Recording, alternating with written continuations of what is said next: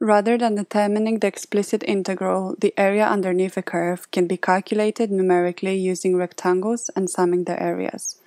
To determine the area under the curve, I will be using the midpoint rectangles method. This method uses the height equal to the function as the midpoint of each rectangle that can be visualized with the displayed image. It is assumed that the midpoint provides a valid approximation of the average height of the function for each strip. First, what you need to do is to calculate the difference between x values. To do this, type an equal sign, then click on the cell A2, minus sign, and click on the cell A3. Then expand the calculation for the rest of the data. Next, what you have to do is to calculate the average height of the y values at the center of the x intervals.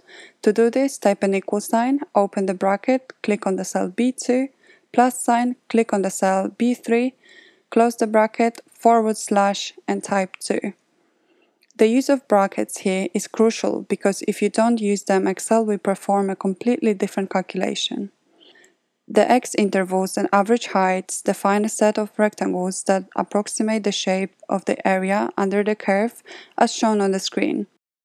Don't be confused by this illustration, as the rectangles shown on the screen will not appear on your graph. They are used to help you visualize and understand the calculations. If you need to add limits over which you want to integrate, simply subtract the limit from the average height. Any negative results cannot be used as the area cannot be negative. I will not be using any limits. Then you need to calculate the area of the rectangles.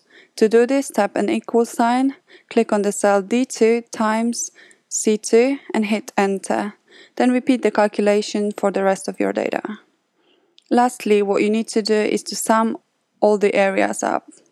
To do this, type an equal sign, SUM, open the bracket and highlight all the cells containing the area, close the bracket and hit enter.